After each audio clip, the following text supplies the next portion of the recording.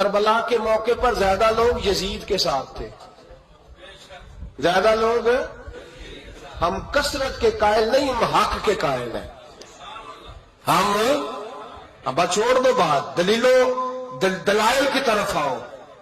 عجیب تماشا ہے، اور ایک مولوی صاحب اس کی حمایت کر رہے تھے، کہتے نہیں بندہ ٹھیک ہے، وہ بھول گیا تھا، اصل میں قصور عبید اللہ ابن زیاد کا تھا، اصل میں غلطی عمر بن سعد کی تھی، تو یزید کو زیادہ الزام نہیں دینا چاہیے۔ میں نے کہا بڑی تمہاری قریبی رشتہ داری ہے یزید کے ساتھ، تو اللہ سے دعا کیوں نہیں مانگتے کہ تمہارا حشر یزید کے ساتھ کرے؟ مانگنی چاہیے نا دعا۔ کیا خیال ہے آپ کا؟ ہم الحمدللہ جمعے والے دن مسجد میں بیٹھ کے دعا کرتے ہیں، یا اللہ ہمارا حشر امام حسین کے غلاموں میں کرنا۔ تو بھی کرنا، جرت کر، جرت ہماری جرت دیکھ، ہم یہ نہیں کہتے ان کے ساتھ کر، ہم کہتے ہیں یا اللہ ہمارا حشر ان کے، ہماری جرت دیکھو، ہم ان کے غلاموں میں، قدموں میں، نوکروں میں بیٹھنے کو دعا مانگ رہے ہیں، یا اللہ ہمارا ان کے غلاموں میں، غلاموں کے، تو بھی جرت کر دلیری، کر جرت، کہ یا اللہ میرا حشر یزید کے ساتھ کر دلیری، اگر اتنا ہی اچھا تھا تو۔ بے شرمو، اتنا ظلم نہ کرو، اتنی زیادتی، اتنا ظلم نہ کرو۔ اس مقام پر جہنم کے 7 دروازوں کا ذکر بھی اللہ تعالیٰ نے فرمایا ہے، اور ان کے ناموں کا اظہار بھی فرمایا ہے، اور پھر اسی مقام پر یہ بھی بتایا کہ اہل جنت کے دل کینوں سے پاک ہوں گے۔ اہل جنت کے دل کینوں سے، آج جو بندہ دکان کھولے وہ ذرا سامنے والے کو غور سے دیکھے، کینہ تو نہیں سامنے والی دکان کا۔ آج بھائی سگے بھائی کو دیکھے کہ کینہ تو نہیں، تو جنتی ہونے کی موٹی سی علامت ہے، اگر سینہ پاک ہے تو بندہ جنتی ہے، اور اگر اندر کوئی مسئلہ ہے تو پھر مسئلہ دور کر لے تو اللہ انشاءاللہ جنت عطا فرمائے گا۔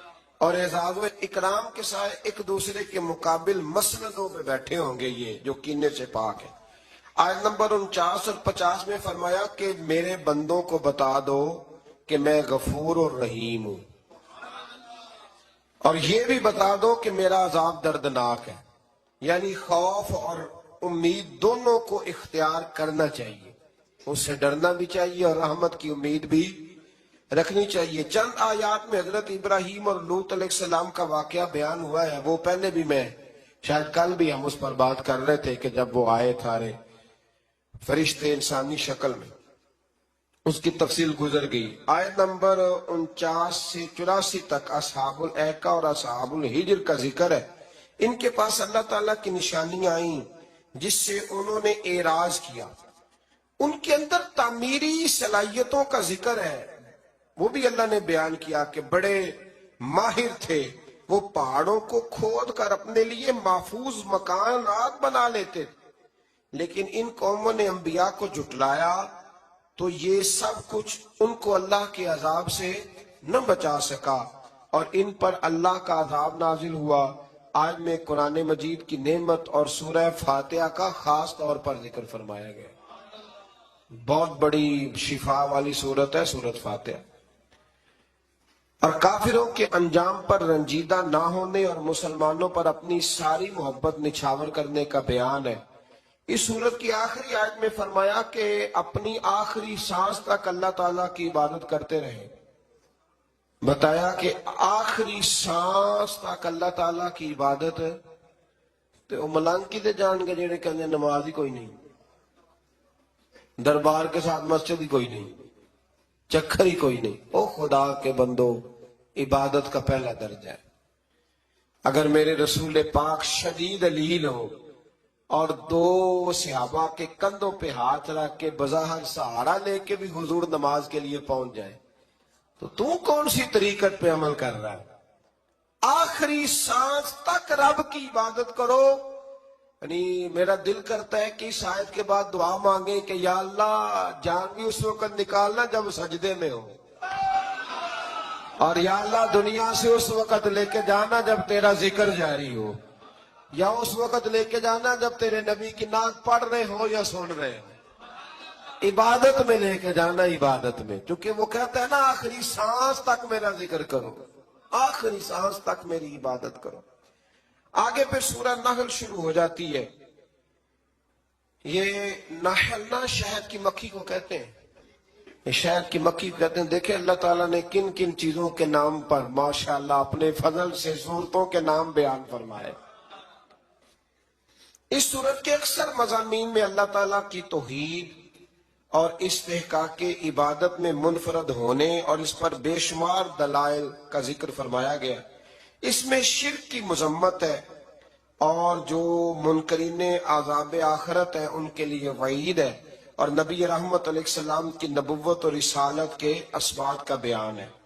اس سورت کی آیت نمبر 5 میں چوپایوں کی پیدائش کا ذکر ہے، جس میں انسانوں کے لیے کئی طرح کے فوائد ہیں. یہ انسانوں کے لیے راحت کا سبب ہے. ان میں بعض جانوروں کو کھایا جاتا ہے اور بعض میں دیگر فوائد ہیں، جیسے بھیڑوں کی اون سے گرم لباس حاصل کیا جاتا ہے. کچھ بار برداری کے کام آتے ہیں، کچھ سواری کے کام آتے ہیں، جیسے گھوڑے، خچر اور گدھے وغیرہ. آیت نمبر 9 میں جبری ہدایت کی نفی ہے اور فرمایا کہ اللہ تعالیٰ نے سیدھے رستے کے بیان کو اپنے ذمہ کرم پہ لیا ہے اور گمراہی اور ہدایت کو قبول کرنا انسان کے اختیار میں دے دیا ہے. اللہ فرماتا ہے میں تمہیں راستے بنا کے دے رہا ہوں، اب تم نے خود فیصلہ کرنا ہے کہ تم نے ہدایت کے راستے پہ چلنا ہے کہ گمراہی کے راستے پہ. آیت نمبر 11 سے زمین سے پیدا ہونے والے پھلوں اور نعمتوں کا ذکر ہے، اور یہ کہ شمس و قمر اور ستارے اسی کے حکم کے تابع. انسان سمندر پر سواری کر کے تلاش رزق کے لیے سفر بھی کرتا ہے اور مچھلیوں کا شکار کر کے تازہ گوشت کھاتا ہے. سمندروں ہی سے مختلف قسم کے زیورات میں استعمال ہونے والی چیزیں نکلتی ہیں. اس کے بعد زمین میں پہاڑوں کے گاڑنے، نہروں اور منزل پانے کے لیے راستوں، نشان منزل اور ستاروں کا ذکر فرمایا. ان تمام نعمتوں کا تفصیل کے ساتھ ذکر کرنے کے بعد فرمایا اگر تم اللہ کی نعمتوں کو گننا چاہو، شمار کرنا چاہو تو تم گن کوئی نہیں سکتے. تم اللہ کی نعمتوں کو گن سکتے؟ اللہ اکبر. آیت نمبر 20 سے مشرکوں کے باطل معبودوں کی بے بسی اور بے کسی کا ذکر ہے کہ وہ خود مخلوق ہیں، وہ بے جان ہیں، نعمت حیات سے محروم ہیں، انہیں خود اپنے انجام کا کچھ پتہ نہیں، جبکہ مسلمانوں کا معبود اللہ وحدہ لا شریک ہے اور ظاہر اور باطن کو جاننے والا ہے. آیت نمبر 25 میں بتایا کہ جو لوگ گمراہوں کے رہنما ہیں ان کے بھی رہنما ہوتے ہیں. بالکل ہوتے ہیں. فرمایا جو لوگ گمراہوں کے رہنما ہیں وہ اپنے گناہوں کا بوجھ بھی اٹھائیں گے، اور جن کو انہوں نے گمراہ کیا ہے ان کا وبال بھی انہیں پہ پڑے گا. بڑی احتیاط سے مرشد بننا چاہیے. بڑا شوق ہے لوگوں، اللہ جانتا ہے، بڑا شوق ہے. اب تو آسان ہو گیا یہ کام کرنا، لیکن آپ کو پتہ نہیں کہ کتنے لوگوں کا بوجھ اٹھا رہے ہیں. آپ کتنا پھونک پھونک کے چلنا، رہنما بننا، مقتدا بننا، یہ شہادت گاہ الفت میں قدم رکھنا. لوگ آسان سمجھتے ہیں مسلمان ہونا، یہ بڑا مشکل سا کام ہے. سوچ سمجھ کے. اب تو اللہ خیر کرے وہ خلافت بھی اس طرح بٹتی ہے جس طرح ریوڑیاں بٹتی ہیں، اور اس کو کچھ پتہ ہے کہ نہیں پتہ ہے، بس ٹھیک ہے وہ، اور کچھ نہیں تو لائنیں تو سیدھی لگا ہی لیتا ہے نا. میرے پاس ایک سنگی آیا کرتے تھے، اپنے پیر صاحب کی بڑی کرامتیں سناتے، بڑی. اب آپ کو پتہ ہے تھوڑا سا بندہ انکار کر دے تو بے ادب بھی ہو جاتا ہے، تو سننا پڑتا ہے جیسے بھی ہو، ورنہ آپ کو لوگ بد اخلاق کہیں گے. وہ بڑی کرامتیں سناتا. تو ایک دن سویرے سویرے آ گیا، کہنے لگا بھائی جان نے طلاق دے دیا بیوی کو، تو مسئلہ پوچھنا تھا. تو میں کہا پیر صاحب نے پوچھے. وہ میں کہ رول جنہوں دی گل کرنا ہے انہوں نے پوچھنا جا کے مسئلہ. ایسا تو نہیں تھا نا کہ صحابہ فیض حضور سے لیتے تھے، مسئلے کسی اور سے پوچھتے تھے، یہ تو نہیں تھا نا. میں پیران نے پوچھ کے انہوں نے تو نہیں نہ ہوں. انہوں نے مینوں آکھیا کسی عالم نال گل کر.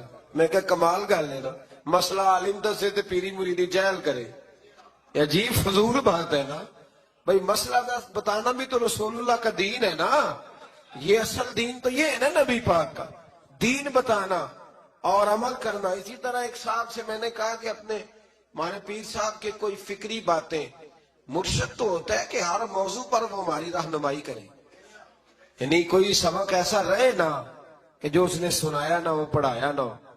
تو کہنے لگے ہمارے حضرت صاحب تقریر نہیں کرتے, وہاں تو کوئی اور جمعہ پڑھاتا ہے. تو میں کہا انہوں 4 کتاباں لے کے پڑھے. ہاں کوئی دین کی بات اس سے باہر ہے, آپ کی مہربانی باہر ہے. میدان علم میں جب یہ لوگ جاتے ہیں نا جی, پھر انہیں کوئی جواب نہیں آتا. وہ تو لال رومال والا ہے نا, وہ دیکھ لیتا ہے جاہل پیر کون سا ہے, اس کو جا کے سوال پوچھتا ہے, پھر وہ ویڈیو بنا کے تو ظلم کرتا ہے, وہاں سے فرقہ واریت پھیلاتا ہے. اب ہم کیا کریں, ہمارے کھاتے میں لوگ ہی ایسے پڑ گئے. وہ کچھ عرصہ پہلے نا ایک بابا پکڑا گیا, پتہ نہیں کچھو کما پیر تھا کہ کیا تھا, ہے تھا نا کوئی کچھوا پیر کے کیا ہے تھا نا نہیں ایسا. تو مجھے ایک صاحب نے نا اس نے ویڈیو بھیجی, کہنے لگا جی یہ پیر پکڑا گیا. میں کہ ساڈا نہیں ہے, تسی رکھ لو. پاگل دا کی کرنا ہے, میں کہ تسی رکھ لو نا. کیونکہ ہمارے کسی بندے نے نہ اپنے پیج پہ لگایا نہ اس کو, تو غیر ہی اس کو پرموٹ کر رہے تھے سارے. تو میں کہ تسی رکھ لو, ایسا ایسا کی کرنا ہے. ہمارے کسی جلسے میں کبھی دیکھا آپ نے ایسا پیر؟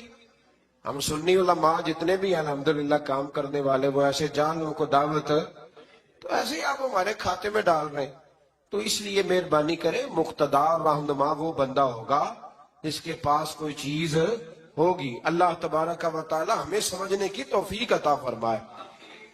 تو آیت نمبر 25 میں بتایا کہ جو لوگ گمراہوں کے رہنما ہیں وہ اپنے گناہوں کا بوجھ بھی اٹھائیں گے, اور جن کو انہوں نے گمراہ کیا ان کا وبال بھی انہی پہ پڑے گا. اہل تقوی اور اہل ایمان کو عطا کی جانے والی نعمتوں کا ذکر کر کے فرمایا کہ ان کی وفات کے وقت فرشتے ان کے پاس, فرشتے ان کی پاکیزہ روحوں کا استقبال کریں گے اور ان پر سلام بھی بھیجیں گے. آیت نمبر 35 سے ہر دور کے کفار اور مشرکین کا ایک گزرے لنگ بیان کیا گیا کہ اگر اللہ چاہتا تو ہم اور ہمارے باپ دادا اس کے سوا کسی کی عبادت نہ کرتے, اور نہ ہی اس کے حکم کے بغیر کسی چیز کو حرام قرار دیتے. ہم تو پہلے بتا چکے ہیں کہ اللہ کی مشیت اور ہے اور اللہ کی رضا اور ہے. ایک استاد اگر نالائق شاگرد کو فیل کرتا ہے تو یہ اس کی خواہش نہیں یا رضا نہیں ہوتی, بلکہ قانون کا تقاضا ہے. اگر وہ صحیح پرچہ نہیں دے گا تو پھر اسے فیل کیا جائے گا, اور مشیت الہی کا قانون بھی اسی طرح سے ہے. آیت نمبر 36 سے فرمایا کہ ہم نے آپ سے پہلے امتوں میں رسول بھیجے, انہوں نے توحید کی دعوت دی اور طاغوت سے روکا. جس کے نصیب میں ہدایت تھی وہ ہدایت پا گئے, اور جو بدبخت تھے وہ گمراہی کا شکار ہوئے. اور آپ خود ان کے ہدایت یافتہ ہونے پر کتنے حریص ہیں. اللہ جسے گمراہ کر دیتا ہے اسے ہدایت نہیں دیتا. کفار کی قسمیں کھا کر وقوع قیامت کا انکار پر بتایا کہ قیامت ضرور آئے گی. یہ جتنی مرضی قسمیں کھائیں پر قیامت ضرور آئے گی. آیت نمبر 40 میں اللہ تعالیٰ نے اپنی قدرت کی جلالت کا اس طرح بیان کیا کہ ہم جب کسی چیز کا ارادہ کرتے ہیں تو ہمارے کن سے تو فیکون, اللہ کن فرماتا ہے تو وہ کام ہو جاتا ہے, وہ چیزیں وجود میں آ جاتی ہیں. آیت نمبر 41 میں مہاجرین کے لیے دنیا میں بہترین ٹھکانے اور آخرت میں بڑے اجر کا بیان فرمایا. پھر آیت نمبر 43 سے اللہ تعالیٰ نے نبی کریم صلی اللہ علیہ وسلم سے فرمایا کہ آپ سے پہلے بھی ہم نے مردوں کو رسول بنایا تھا جن کی طرف ہم وحی کرتے تھے, اور حقانیت کے واضح دلائل اور کتابیں بھی بھیجی. اے رسول صلی اللہ علیہ وسلم, ہم نے آپ کی طرف بھی قرآن نازل کیا تاکہ آپ لوگوں کو ہمارے وہ احکامات وضاحت کے ساتھ بتا دیں جو ان کی طرف اتارے گئے. قرآن نے یہ بھی فرمایا کہ جو کچھ نہیں جانتے جو تم, وہ اہل علم سے پوچھ لیا کرو. لوگوں جس بات کو پتہ نہ ہو وہ کس سے پوچھو, جسے پتہ ہے. آیت نمبر 45 سے فرمائے کہ اسلام اور داعی اسلام کے خلاف سازشیں کرنے والے کفار کو اللہ کے عذاب سے بے پرواہ نہیں ہونا چاہیے جو ان کے پاس کسی بھی صورت میں آ سکتا ہے. آیت نمبر 48 سے فرمایا کہ اللہ تعالیٰ نے اس امر کو بیان فرمایا کہ کائنات کی ہر چیز اللہ کی بارگاہ میں مصروف عبادت ہے. ہر چیز عبادت کر رہی ہے, یہاں تک کہ چیزوں کا سایہ جو دائیں اور بائیں جھکتا ہے وہ بھی اللہ کو سجدہ کر رہا. یہ تو ہماری خوش قسمتی ہے کہ وہ چاہتا ہے ہم اس کی عبادت کریں. ورنہ اسے کسی کی عبادت کی کوئی ضرورت ہے۔ آیت نمبر 51 سے اللہ تعالیٰ کی وحدانیت، ہر چیز میں اس کی مملکت ہونے، ہر نعمت اس کی طرف سے ہونے اور اللہ کی اطاعت لازمی ہونے کا بیان ہے، اور مشرکین کا مصیبت کے وقت اللہ تعالیٰ کی جڑاب میں گڑ گڑانے اور مصیبت دفع ہونے کی صورت میں دوبارہ شرک کرنے کا بیان ہے۔ آیت نمبر 56 میں کفار کا اللہ کے دیے ہوئے مال سے بتوں کے لیے حصے مقرر کرنے کی مذمت ہے۔ آیت نمبر 57 سے بتایا کہ مشرک اللہ کی طرف بیٹیوں کی نسبت کرتے ہیں، حالانکہ اللہ تعالیٰ ان سب چیزوں سے پاک ہے۔ آیت نمبر 60 میں گناہوں پر اللہ تعالیٰ کے جلد پکڑ نہ کرنے کی حکمت کو بیان کرتے ہوئے فرمایا کہ اللہ لوگوں کو فوراً پکڑتا تو زمین میں کوئی جاندار باقی نہ رہتا، فوراً گناہ پہ پکڑ لیتا، اور فرمایا بلکہ اللہ تعالیٰ آگے اور پیچھے نہ ہونے والی مقررہ میعاد تک مہلت دیتا ہے۔ آیت نمبر 64 میں فرمایا اور ہم نے آپ پر یہ کتاب صرف اس لیے نازل کی ہے تاکہ آپ اس چیز کو صاف صاف بیان کر دیں جس میں یہ اختلاف کرتے ہیں، اور یہ کتاب مومنوں کے لیے ہدایت بھی ہے اور رحمت بھی ہے۔ آیت نمبر 66 سے اللہ تعالیٰ کی قدرت کی نشانیاں بیان کی گئیں، اور دودھ دینے والے جانوروں کے پیٹ میں خوراک جاتی ہے، ان کے معدے کے ایک ہی کارخانے میں رنگین، بدبودار اور ناپاک گوبر پیدا ہوتا ہے، اور اسی میں خون بنتا ہے، اور ان دونوں ناپاک رنگین چیزوں کے درمیان ہی میں چاندی کی طرح چمکتا ہوا شفاف اور سفید اور پاکیزہ دودھ بھی بن جاتا ہے۔ ایک ہی چیز وہ کھا رہے ہیں، تو رب فرماتا ہے میں نے ان کے معدے میں ایسا کارخانہ لگایا ہے کہ کئی چیزیں اس سے پیدا ہو رہی ہیں، اور کھجور اور انگور کے پھلوں سے رزق اور میٹھے شربت بننے کے عمل میں عقل مندوں کے لیے نشانیاں ہیں۔ آیت نمبر 68 سے شہد کی مکھی کا ذکر ہے۔ اللہ تعالیٰ نے اس چھوٹی سی مخلوق کو پہاڑوں، درختوں اور چھپروں میں اپنا مستحکم گھر بنانے کا شعور عطا کیا ہے۔ پھر شہد کی مکھی طرح طرح کے پھلوں کا رس چوس کر آتی ہے، اور اس کے معدے کے کارخانے میں شہد بنتا ہے، اور جس میں انسانیت کے لیے شفا ہے۔ آیت نمبر 70 میں انسان کی پیدائش، وفات اور بڑھاپے کے طاری کرنے کا اللہ کی طرف سے ہونے کا بیان ہے۔ آیت نمبر 71 تا 72 میں اللہ تعالیٰ نے فرمایا اس نے اپنی حکمت سے بعض لوگوں کو بعض پر روزی میں فضیلت عطا فرمائی، بعض کو پیسے زیادہ دیے، بعض کو پیسے کم دیے۔ اللہ تعالیٰ نے انسانوں ہی میں سے انسانوں کے لیے جوڑے بنائے، پھر بیٹوں اور پوتوں یعنی اولاد کی نعمت عطا کی اور پاکیزہ رزق عطا کیا، پھر بھی لوگ اللہ تعالیٰ کی نعمتوں کی ناشکری کرتے۔ آیت نمبر 75 سے اللہ تعالیٰ مثال بیان فرماتا ہے کہ ایک مجبور اور بے اختیار غلام ہے جو کسی چیز کا مالک نہیں، اور دوسرا وہ ہے جس کے پاس رزق کی فراوانی ہے، وہ ظاہراً اور پوشیدہ طور پر اس میں سے خرچ کرتا ہے۔ اسی طرح ایک شخص گونگا ہے اور کوئی کام نہیں کر سکتا اور اپنے مالک پر بوجھ ہے، جہاں بھی اسے بھیجا جائے کوئی خیر کی خبر نہیں لاتا، اور دوسرا وہ شخص ہے جو راہ راست پر ہے، نیکی کا حکم دیتا ہے۔ کیا یہ دونوں برابر ہو سکتے ہیں؟ یعنی جب بے اختیار اور با اختیار، بے فیض اور فیض دینے والے بندے برابر نہیں ہو سکتے تو بت اللہ کے برابر کیسے ہو سکتے ہیں؟ اگلی آیت میں فرمایا قیامت پلک جھپکنے یا اس سے بھی کم وقت میں قائم ہو جائے گی۔ یہ نہیں کہ سال پہلے، مہینہ پہلے پتہ چلے گا، پلک جھپکنے یا اس سے بھی پہلے قیامت قائم ہو جائے گی۔ اور اگلی آیت میں فرمایا اللہ تعالیٰ نے تمہیں سننے، دیکھنے اور سمجھنے کی صلاحیتیں عطا کی ہیں تاکہ تم اللہ کے شکر گزار بندے بنو۔ آیت نمبر 79 میں فرمایا جو پرندے فضاؤں میں اڑتے ہیں انہیں اللہ ہی تو ہے جو بغیر کسی سہارے کے فضا میں قرار عطا کرتا ہے۔ جہاز کے پاس کوئی سہارا ہوتا ہے؟ اڑتا ہے کہ نہیں اڑتا؟ بس پھر یاد آنا چاہیے کہ رب بڑی قدرتوں والا ہے، بڑی قدرتوں والا ہے۔ آیت نمبر 80 میں آرام دہ گھروں، جانوروں کی کھالوں، مویشیوں کی اون، پشم اور بالوں سے حاصل ہونے والے فوائد کا ذکر ہے۔ چیزوں کے سایہ کرنے، پہاڑوں میں پناہ گاہوں، گرمی اور جنگ سے بچانے والے لباس جیسی نعمتوں کا ذکر ہے۔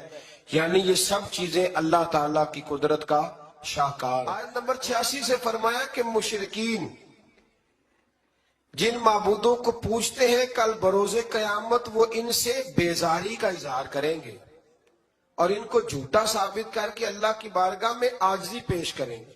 ان کو دوہرا یعنی اپنے کفر کا اور دوسروں کو حق سے روکنے کا عذاب ملے گا۔ پھر آیت نمبر 99 میں اللہ تعالیٰ نے فرمایا قیامت کے دن ہم ہر امت کے خلاف انہی میں سے ایک گواہ یعنی اس دور کے نبی اور رسول کو پیش کریں گے، اور اے رسول کریم علیہ السلام ہم ان سب پر آپ کو گواہ بنا کے پیش کریں۔ یعنی ہر نبی اللہ کی عدالت میں گواہی دے گا کہ اس نے دعوت حق کا فریضہ سر انجام دیا تھا، اور رسول رحمت صلی اللہ علیہ وسلم سب نبیوں کی گواہیوں کی تصدیق فرمائیں گے۔ آیت نمبر 90 میں قرآن مجید کی آیات جامع الاحکام میں سے ایک آیت جسے تقریباً ہر خطبے میں پڑھا جاتا ہے، ان اللہ یأمر بالعدل والاحسان، یعنی اللہ تعالیٰ عدل، احسان اور قرابت داروں کو دینے کا حکم دیتا ہے، بے حیائی، برائی اور سرکشی سے روکتا ہے، تم اس کی نصیحت کو قبول کرو۔